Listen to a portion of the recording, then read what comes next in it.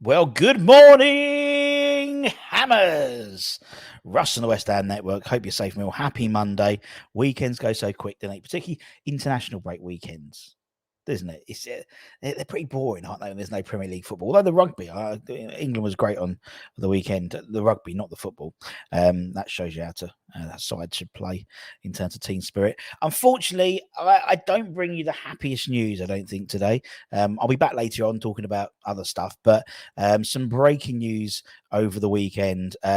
We may not be without, or we may be without our only recognised right back in Vladimir Coufal, who didn't feature in the Czech Republic's draw with Hungary at the weekend. And according to a report from his homeland, he wasn't featured because of a small injury, so much so that he didn't travel to Budapest with the squad, remain in the Czech Republic for treatment. Obviously, we don't know the extent that it's quite sketchy in terms of the extent of the injury, and obviously West Ham will definitely want to be assessing Mr. Coufal as soon as possible, but even a minor injury could put you out for a week or two. The fact it's described as a small injury is reassuring. It does highlight the fact that we should have probably looked at getting a fullback in January into the summer transfer window, particularly on the right hand side. Tilo Kira, Ben Johnson, Dan Chesters has been playing right wing back for the under 21s. But obviously, we play the Premier League champions on Saturday. And with the likes of Grealish, Foden, Doku, you want to have your best players available. And even if Lad has a small injury, he probably won't even be 100%. So would you risk him?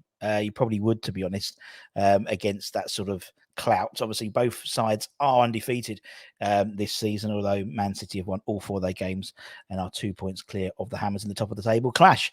But it's not good news. Obviously, that coincides with the news last week that JWP took a small knock in training, and he was basically told to go and rest for the rest of the week. That doesn't seem to be too much of an issue, but it's not good, is it? It's not nice.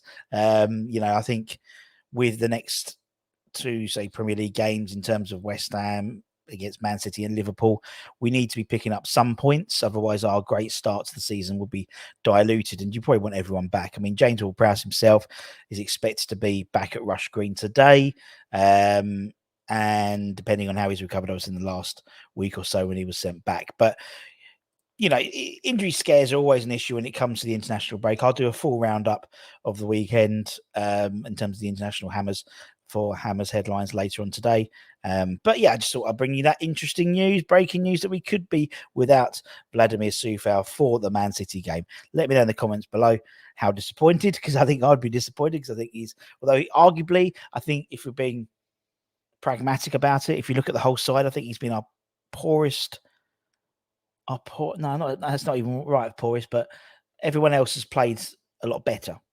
I think he's played okay, but I don't think he's played as well as the others around him. But anyway, that's me. Take care. Stay safe. Stay warm. Stay humble. Keep the faith, my friends.